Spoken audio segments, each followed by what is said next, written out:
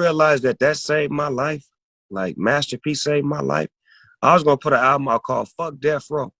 And Mac 10 was gonna give me $1 million to put it out. It was gonna be on Who Banging Records. No. And Who Banging Records and No Limit Records was all up under Priority Records and Ice Cube label. So I would go up there to see Mac 10. And when I would go up there, I would have to pass by Master P's No Limit to get to Mac 10. I passed by one day, Mystical in there. And I don't even know Cub, but I know his music. He like, what's up? I'm like, what's up, nigga? I fuck with you, nigga. I fuck with you, nigga. We gonna be at the studio tonight, nigga. Come by. All right, cool. I come by the studio. Get on the song. Master P like, how much you want for the song? In my mind, I'm like, shit, I'm broke right now. I ain't getting no money. Nigga, give me 15. But I'm thinking like 1,500. Because I just need something.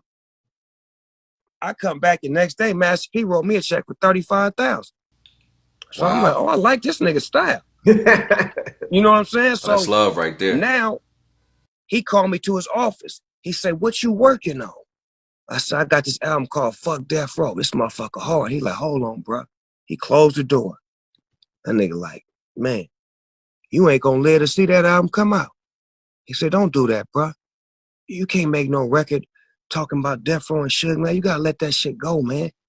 He said, let me make an offer to you. Let me make a proposal to you. My own boy Marvin Watkins, rest in peace, was the middleman to this. Mm-hmm. And him and Marvin put together a play that sounded good, and the nigga flew me to New Orleans.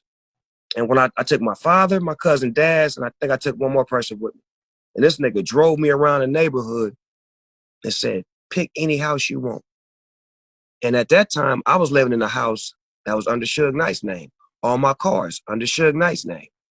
So for a nigga to show me, damn, you could have your own sign on the dotted line, I had to say, you know what? Fuck that. I'm going with this nigga. So he was like, nigga, if you sign with me, you got to come down to New Orleans. You can't be out here. That's right. You and your whole family got to come down here. So I came, picked the house out, picked out a car for my wife, a car for me, got the house furnished, flew my wife and my kids to New Orleans. And 3 years later, nigga, I did that. Boss moves. Hold on, I got so many questions, man. First of all, why would Mac 10 want you to do that? Like Mac 10 know that would have caused so much trouble in LA. Well, at that time, we didn't give a fuck. You got to remember who we was. Yeah. You get what I'm saying? So this is what LA was at that time. Like, nigga, you can't come at me, nigga. Don't think I ain't finna come back. Mm-hmm. And I had to have some allies. I had to get with a nigga that was a blood, that had a strong gang backing him, because Suge Knight had money and was paying niggas off. So it was like I had to even the playing field in my mind, which was stupid because it was mass destruction. And thank God for Master P and No Limit and my spirit of understanding to be able to say, you know what? I'm going to let it go. Whatever they trying to do to me, they can try to do to me. Yo, that right there, that's some real talk right there. That's some real boss talk. A lot of people in the younger generation, they be on that rah-rah, shoot 'em up, destructive type of path and mind frame. Snoop Dogg just highlighted something. The difference between a crash dummy and a wise man is the spirit of understanding. He just spoke about the spirit of understanding, which unfortunately a lot of people don't have. See, the spirit of understanding allows you to listen when the OG is speaking. A spirit of understanding allows you to, even if you don't agree, it allows you to understand and look past what you believe and listen to the advice of your elder.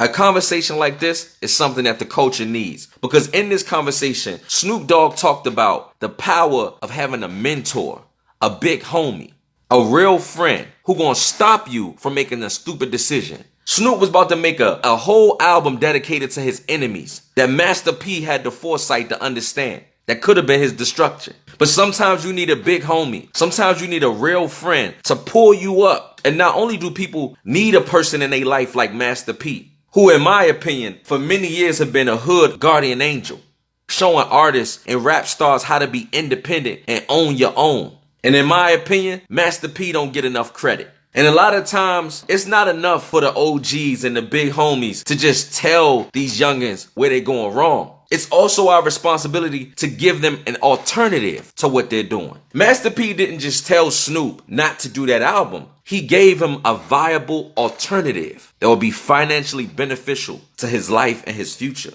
A lot of guys need game, Pete. Yeah. And it's like the game that you gave me, they see me doing my thing and doing businesses and branding out and doing different things, but they don't know that I got that from you. Yeah. And where did you get that from? And how did you decide to say, you know what, I'm going to be the first businessman in rap. I ain't going to just be a rapper. I'm going to be a / businessman and have brands. Well, I think it was important for me, Snoop, to where I feel like I came from nothing.